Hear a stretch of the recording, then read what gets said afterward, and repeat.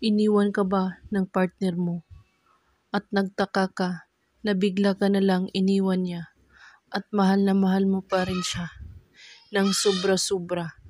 At bakit niya ito nagawa na naiwan ka at hanggang ngayon hindi pa siya nagpaparamdam sa'yo? At gusto mo ba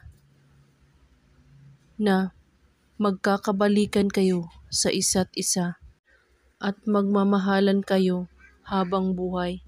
Kapag ginawa po ninyo ito, ay buo ang inyong paniniwala at walang ibang iniisip at pagdududa. At magdasal ka lagi. Ang kailangan sa ritual na ito: garapon, asin, papel at panulat. Kunin mo ang papel, isulat mo ang pangalan at apelyido ng taong mahal mo at ang kanyang kapanganakan.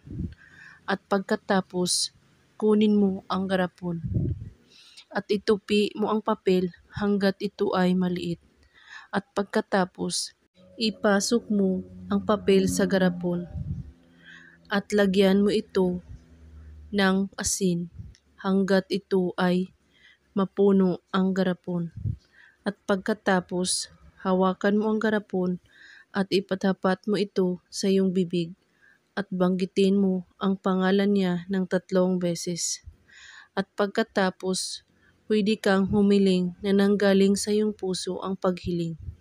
At pagkatapos, ilagay ito sa ilalim ng iyong kama, ang garapon. Gawin ito sa araw ng Martes at Biyernes lamang. At paglipas ng 3 araw, ay kunin mo ito at itapon mo kahit saan. At kung may katanungan po kayo, ay magko-comment lang po sa baba. Maraming salamat sa panonood.